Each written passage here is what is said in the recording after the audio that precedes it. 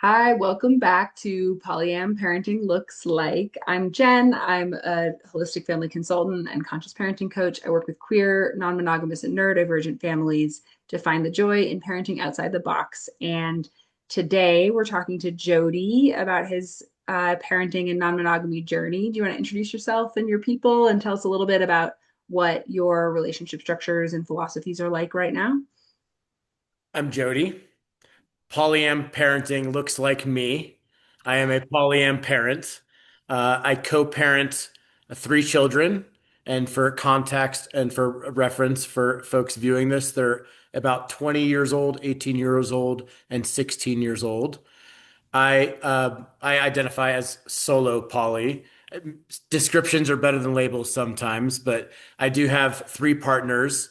I don't nest with any of my partners. I do have a partner that I consider primary or core, and three wonderful partners in total. I feel like one of the luckiest people alive. Awesome. And I'd love to hear about like how you got to here. Like, were you always poly? Were you a parent first? Like, how did you come to this place where you're polyamorous in parenting? That's a great question. I was a parent first. I've started exploring E&M as a basically as a swinger. That's kind of how I discovered things with my former spouse about 6 years ago. And um, as I think a lot of our journeys are, I quickly shifted my focus to community and emotional connection, and this swinging idea kind of evolved into polyamory. Eventually, that's kind of like the short version. There's kind of this arc of polyamory, as I put it, from kind of swinger and fun kind of adventurous interactions to a discovery of demisexuality and understanding the value of connection and deeper connections, and that kind of evolved into polyamory for me over the 6 years, and we're all always still evolving. But I think I really came into my polyamorous self and really came to understand it and embrace it. I don't know, maybe 3 or 4 years ago. E&M for about six, solidly poly for maybe 3 or 4. I'm curious in that because I feel like this is a one of the most common paths that I see people take where they move from a monogamous marriage with kids into, some kind of like swinging or hierarchical non-monogamous format, and then gradually into a more emotionally centered and more open structure. And Yeah. I'm curious where in that, because most of the time the people who are like swingers or something like that generally don't tell their kids, especially when the kids are young. And so I'm Yeah. curious where along that journey was the point where you brought the changes in your relationship structures to your kids.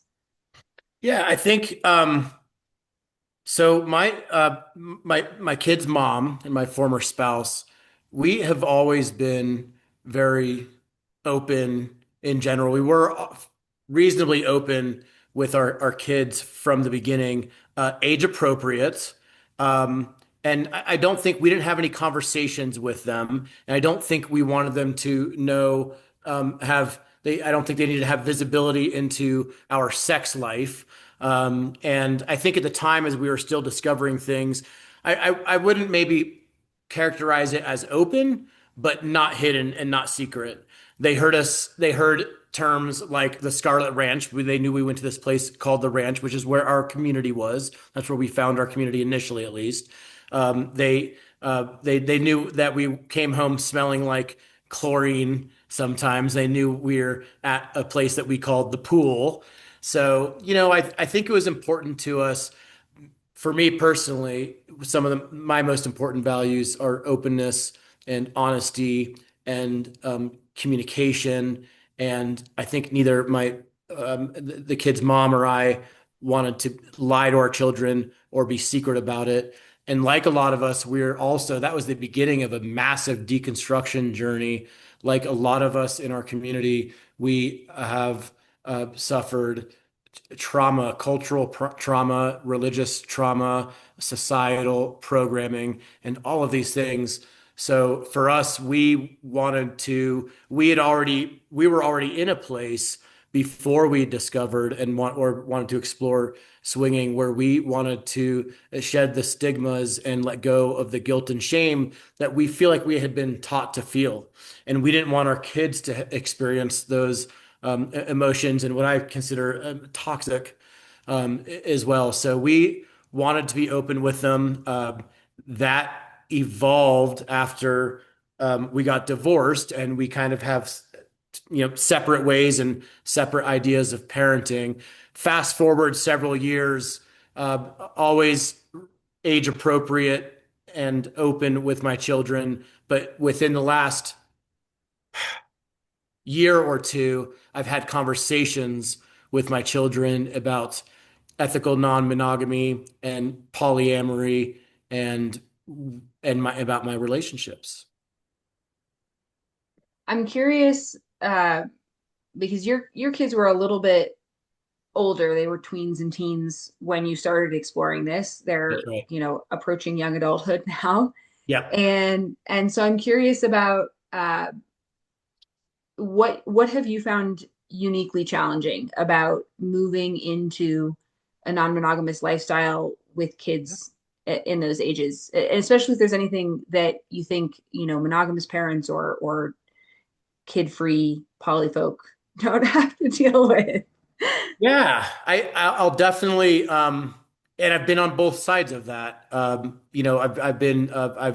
lived a large most of my life in traditional ways as most others do, and now as polyamory. So, but I guess I'll begin to speak about I guess some unique challenges in polyamory is, well, in general, is speaking about polyamory without relying on labels. I kind of joked about that earlier.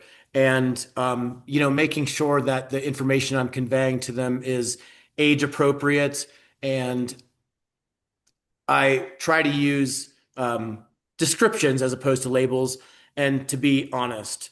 Another challenge I think for me that is probably must be unique to polyamory is that my kids, when I first started talking about this to them, they're initially really protective of my primary partner, and they really tested boundaries on that. And what I mean by that is they had come to know my primary partner as my soul partner, I suppose. She is again, we don't nest together, we don't live together, but she has integrated into my life, into my family's life, into, with my children and everything. And my kids have been raised traditionally as well up to this point. So they were, I think, a little bit concerned, and I remember starting to talk to them about it, and I told them that I want to be that there's these other people in my life that are really important to me, and we have really meaningful feelings for them, and we have a romantic relationship.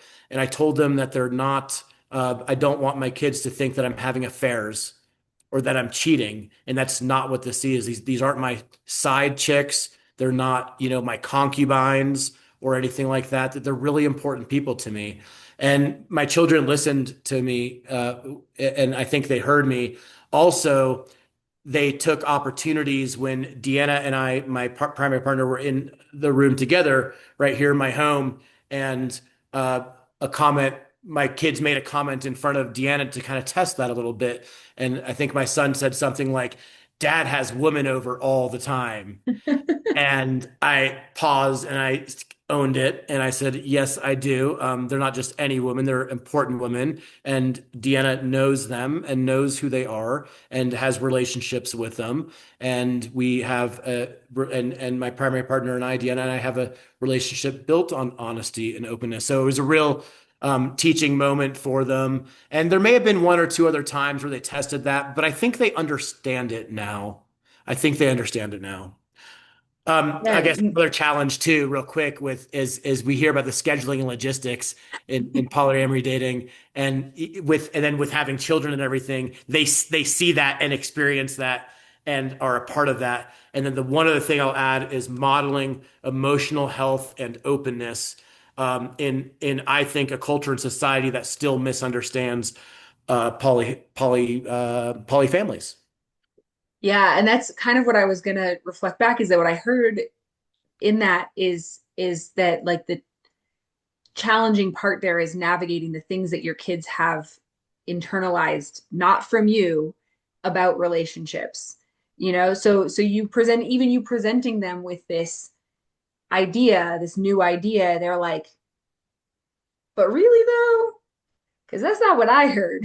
Yeah, And they're needing that's to right. like check whether Yeah, you're for real. Yeah. that's right. And they needed to see what honesty really looks like, even if it's not traditional. And I told my kids, I'm sharing this with you, not because I want to overshare, because I don't want you to think that I'm a cheater.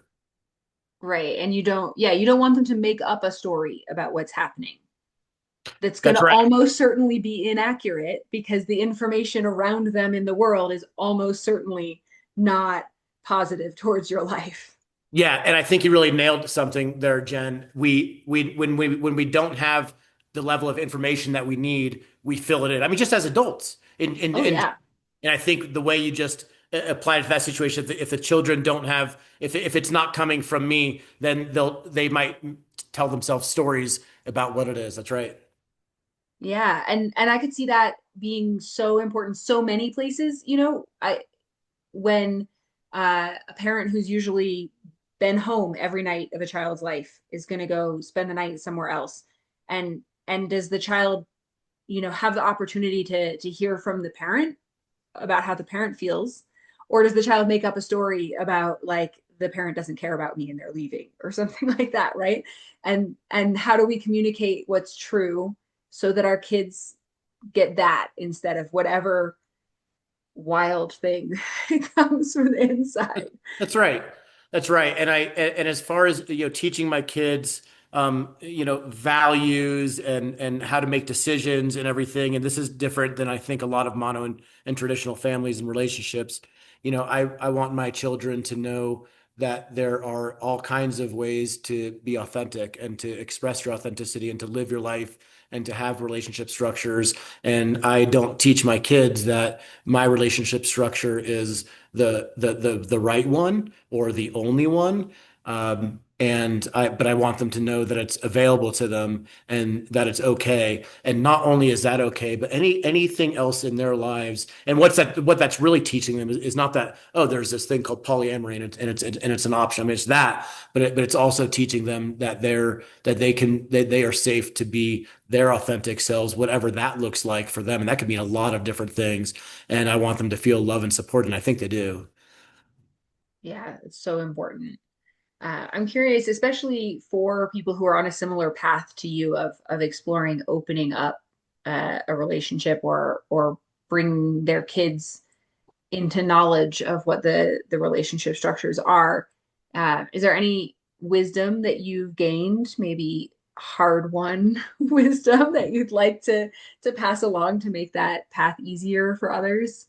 Yeah, I think so. I think that, you know, people have joked to me that we were at an E&M event and we were able to, it was a comedy show. We were able to spend some time with this professional comedian. She came from a traditional background and and she joked about the difficulty in keeping schedules and everything. And she said, "Oh yeah, if you're poly, you must have like a PhD in communication."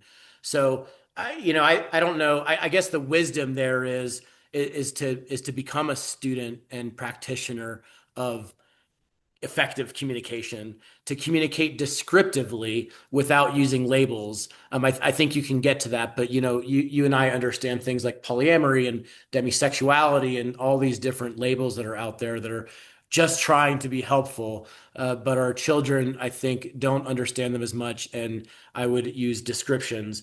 I would also I would encourage others to be open with their kids when it's appropriate, but I would respect their pace and make sure it's about them. And I want people to feel very proud about who they are and to be able to speak openly. But we also need to have compassion and understanding for our children and respect their place. I would emphasize honesty, emotional health. That's a really, really big important one for me, and self-acceptance.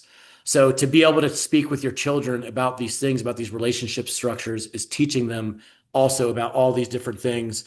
Um, I would involve family in the community where it's safe, such as polyamory picnics, for example. I think is a great example, and I would share with that when it's appropriate and when it's a safe place to involve your kids in that. So it's not just this in the closet type of thing. Um, and if there's an opportunity to, and this is depends on a lot of factors and it's going to be different for everyone, but if there's an opportunity to practice some level of garden party polyamory, we've had a few events where my partners have been here at the house all together at parties with and with the children here, and they get to see what that looks like, and I think that's really important for them, and I think it gives them a much deeper understanding. And then I think the last thing is when we embark on these E&M journeys,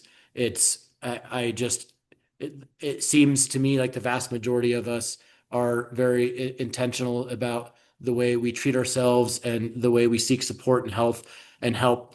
I would suggest modeling therapy. I've been seeing my therapist just about since this began. I'm a coach myself, but I've also worked with a coach to help set goals and milestones and reframe some of my thinking and help me with the deconstruction process and to model secure attachment and vulnerability. So secure attachment's a really big one. A lot of these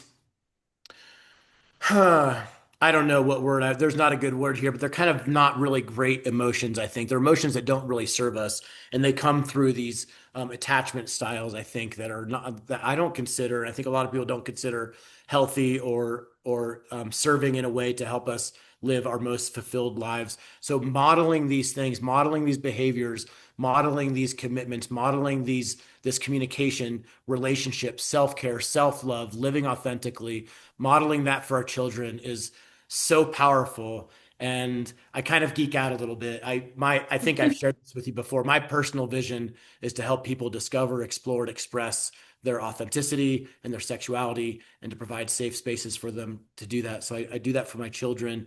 And I think for me, if we do that on a mass level, we can really change the world. And in the next 10 or 20 years, I envision a world where alternative relationship styles are more accepted.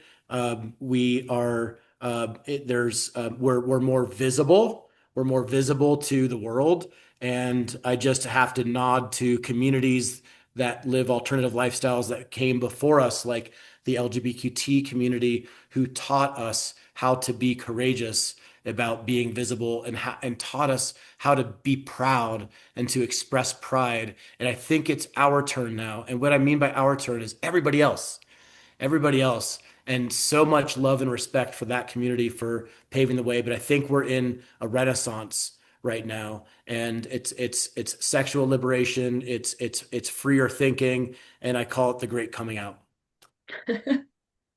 I love it. And there's so much alignment there. I mean, the foundational view that I hold, is that parenting and relationships in general are liberatory work, Yeah. that we are building the world on a large scale through how we relate to people on a small scale.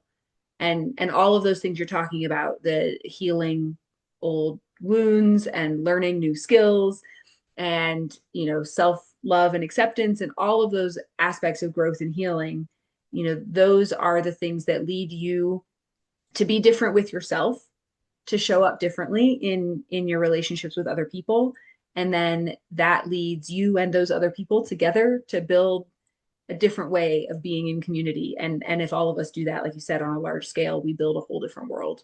And that's why I do this too, because it matters so much. And it also gives meaning to every little interaction that you have with your kids or with your partners, if you can see it as part of that great big That's right. purpose.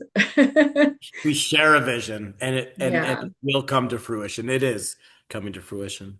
Yeah, and that segues nicely, because I can imagine, I hear all of that healing and growth that you've done, Yeah. And I can imagine that that spills over into your kids' lives. But I'd like to give you the chance to explicitly, if there's anything else besides that that you see as like, how has you moving into polyamory, how has that been a benefit for your kids?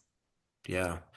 I think the benefit for my kids is they've been able to see um, who I am, who I really am. I mean, don't we want our kids to know that? And I think for some time, for a lot of periods, th to deny that was really painful and unsustainable. And again, in trying to model um, positive behavior for them, I think seeing me live authentically and be proud of it, I think sends a really positive message to them. And I hope it will help them in their lives. You know, when I was going through my divorce, my son, who must have been like around, I don't know, 12 years old at that time or something like that, he said something to me really profound. He said something like, Dad, how do you think this is going to affect my relationships when I get older? My therapist loved that. She's like, I got to meet this guy. I cannot believe he said that. But it's a really, really good question. And divorce has an impact on us as other relationship choices do as well. So, at the time, I don't know if I had an answer for him, but what my answer is for him now is to model healthy relationships and healthy self-love and real care. So my kids have seen me and heard me talk about therapy for years. I've been going for coaching, both having my own coach and helping other people, and I think demonstrating real emotional resilience in real time, and you know, watching me model secure, open relationships, pride in who I am, in my identity. They've watched me. I'm always working on things. Um, I'm still working on boundaries, but they've watched me model healthy boundaries. And I think most importantly for them is creating a home where their individuality and their exploration are fully supported. So, for me with polyamory, I've shifted my thinking recently where this isn't something that I justify doing, but it's something that I really celebrate. And my kids are growing up to see real emotional tools in action, and I'm very proud of that. Yeah, and yeah, whatever choices your kids make for themselves as they grow up, if they come from a foundation of health and connection and celebrating who they are, they're gonna have healthy relationships and they're gonna have joy in the world. And that's really all any of us can want for our kids when they Yeah, grow up. that's right. And I think so too, and I sure hope so. And I think that will be. And my kids are very um, unique, just like we all are. And it's really great to get to know them and who they are and to watch them discover, explore, and express themselves. And I can't wait to see how they continue to grow and evolve. Awesome. You mentioned that you're a coach, and do you want to let people know where they can find you? I know you're active locally in the community as well. Yeah, that's right. So I have you can find me on LinkedIn. It's Jodi Dreher, JodiDreher, and jodidreher.com. And I offer coaching for businesses and executives, and personal and life coaching and relationship and intimacy coaching. And I really like the personal and relationship piece of it, and the clients that I work with, it is so amazing. And I know you know this from working with people too, but to witness transformations and to witness growth and breakthroughs is so amazing. It's so fulfilling, and I'm so glad that I get to be able to do it. Awesome. Thanks for joining us, Jodi, and we'll put those links in the description as well. Thanks, Jen.